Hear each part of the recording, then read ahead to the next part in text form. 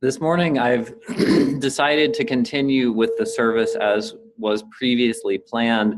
There are 1,000 different things that could be said about Charlottesville.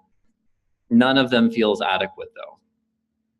I don't have an answer, but I will make a commitment that as soon as possible, we will have some training here in nonviolence and civil disobedience to prepare our hearts and our bodies for what we might need to. So, throughout the sermon this morning, I'm going to share with you a series of photographs of people. These are gender non-binary people, or perhaps gender queer people, meaning that the gender that they dress as and see themselves as is not traditionally male or female. I'll explain more about that in a minute. But as you look at these pictures, a natural inclination will probably emerge to see these folks as masculine or feminine. You might feel a need to wonder what they were born as. And it's okay to have that desire to put people in boxes, because our entire lives, we have been told that there are two boxes, male and female. And when we encounter someone that doesn't fit neatly into one of those boxes, it makes us uncomfortable.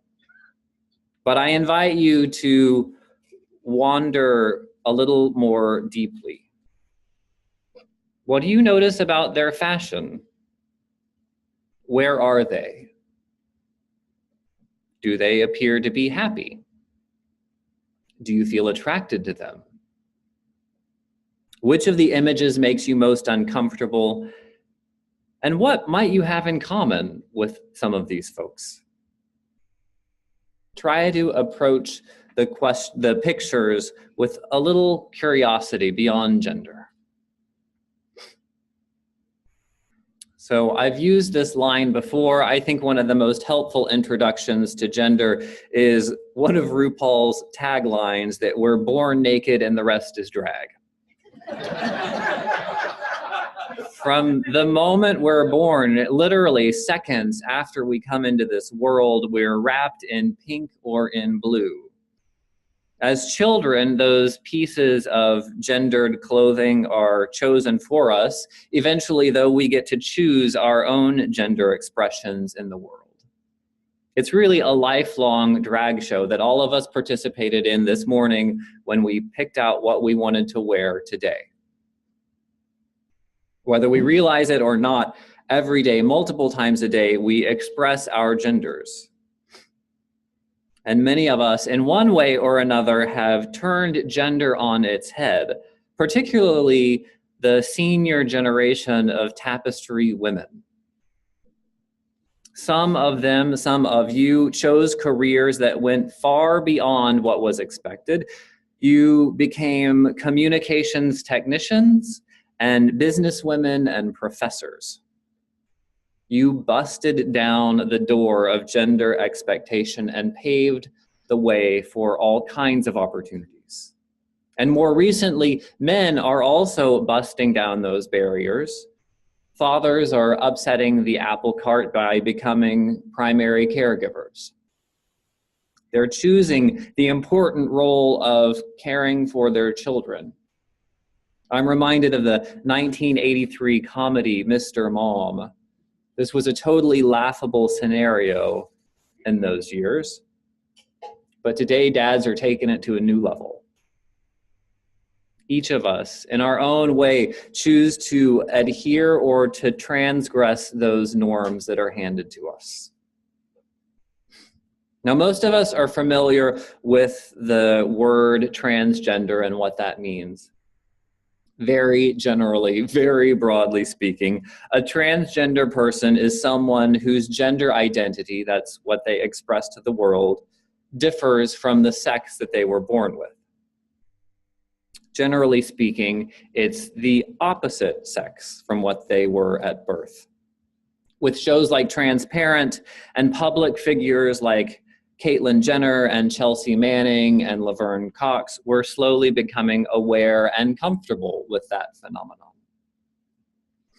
The pictures that we're seeing on the screen today, though, are not necessarily transgender people. They're gender non-binary people. These are people who see themselves as existing at neither end of the male-female divide.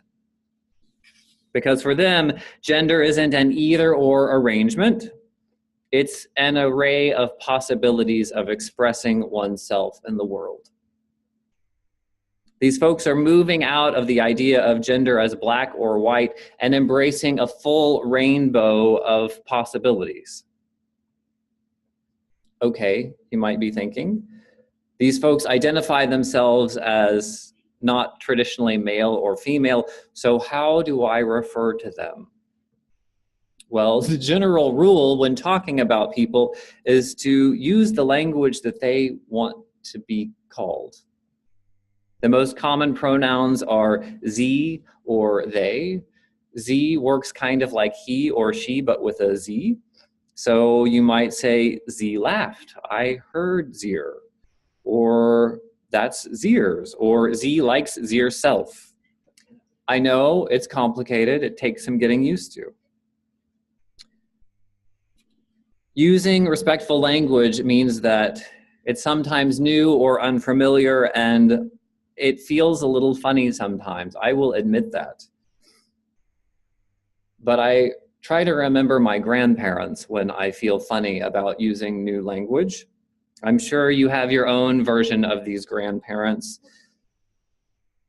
that sometimes used, I'll say, colorful language to talk about people of color. Most of the time it wasn't meant to be mean. They would even say, well, that's what we used to call them, whoever the them was.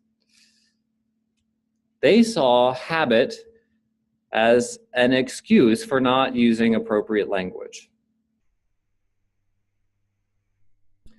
So as far as language goes, all anyone asks us is to try, to put a little bit of effort in, because it's not a game of getting it right or a game of Jeopardy or gotcha. I promise no one is testing you and no one wants you to get it wrong. It's not a game or a burden, it's an opportunity to understand people more accurately and to understand our world and the vivid beauty of creation more broadly.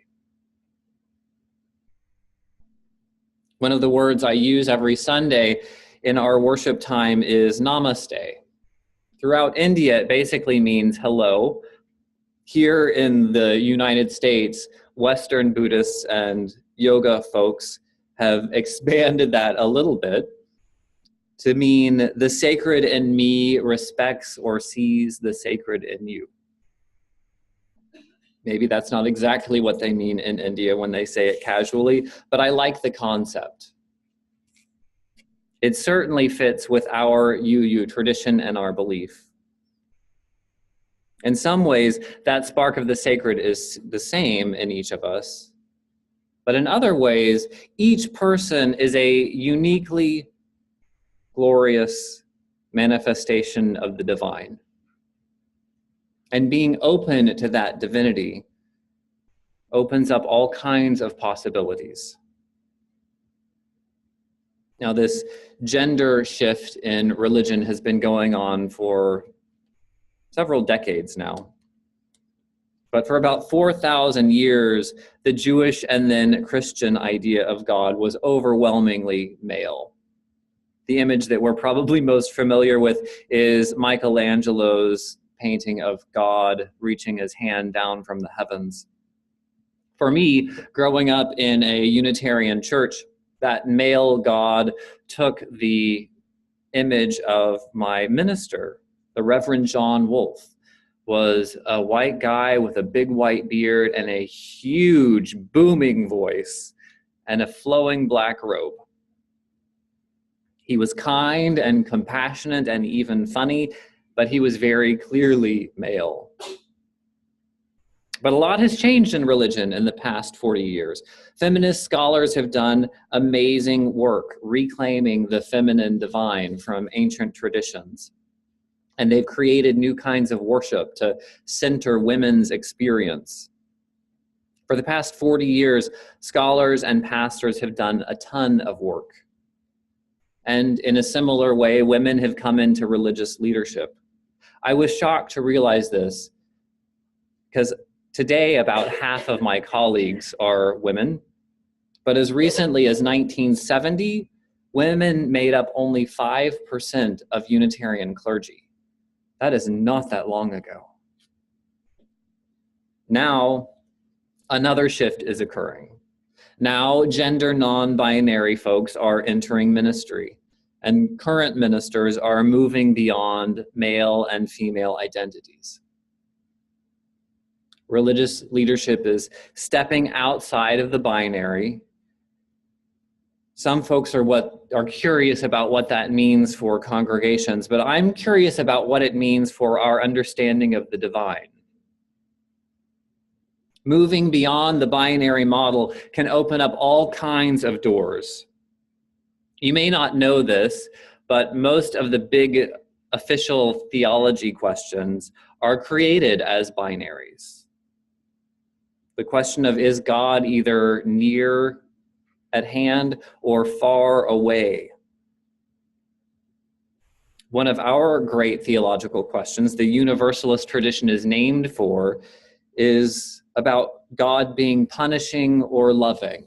You get one or the other, two options, choose. If you want to bring it down a notch from the God stuff, the question remains about us. Are humans basically good or basically bad? And what about this world that we live in? Is creation basically good or basically bad? Over and over, the questions take on this dualism, looking for a black and white, always and forever permanent answer. Maybe there's another way to build our beliefs, though, that goes beyond binaries.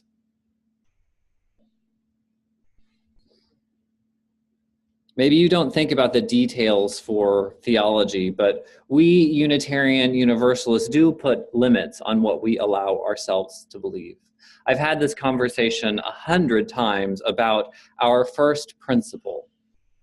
You know, that we share this affirmation of the inherent worth and dignity of every person. And in almost every one of those conversations, people lift up the example of Hitler or the serial murderer.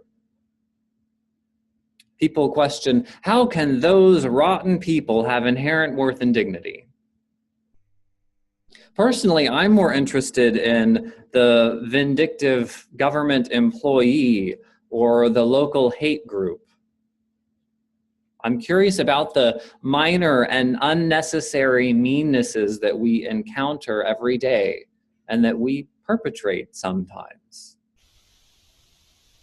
It seems to me that it's just as true that we have a broken part, a piece that seduces us into anger and even violence. For a long time, I've come to a firm commitment that we are both broken and whole. We all have inherent worth and dignity, and we have a part of us that needs healing. It's not so much an either or, it's not a binary question. Beyond black and white, we manifest a rainbow of moral motivations and potentials with good and bad and everything in between. And maybe the same thing is true about God. I mentioned earlier, our Universalist tradition is anchored in the belief of universal salvation. That's a universally loving God.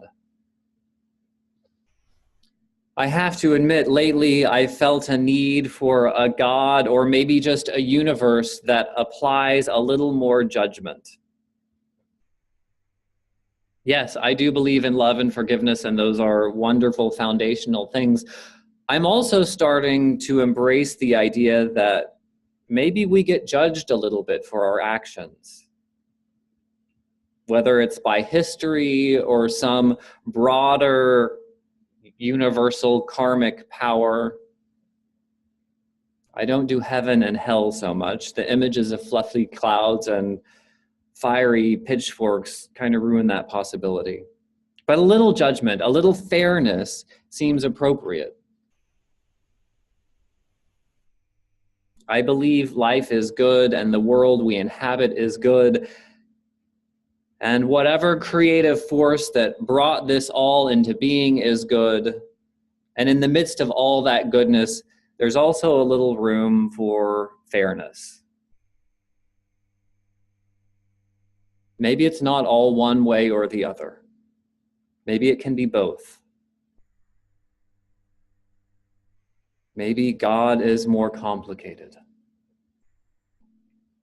One of our best gifts, it seems, as Unitarian Universalists is skepticism. That's why most of you left the faith of your background and landed here, after all. You asked questions and said, what about this? What about that? The best way we can use that skeptical part of our tradition is to confront the inclination to box in our beliefs into black or white thinking. There's a great big world of possibilities out there, beyond yes and no, beyond good and bad, beyond male and female. I figure if our human family is this complex and varied, then surely the world that we live in and the creative force responsible for it must be too. Amen.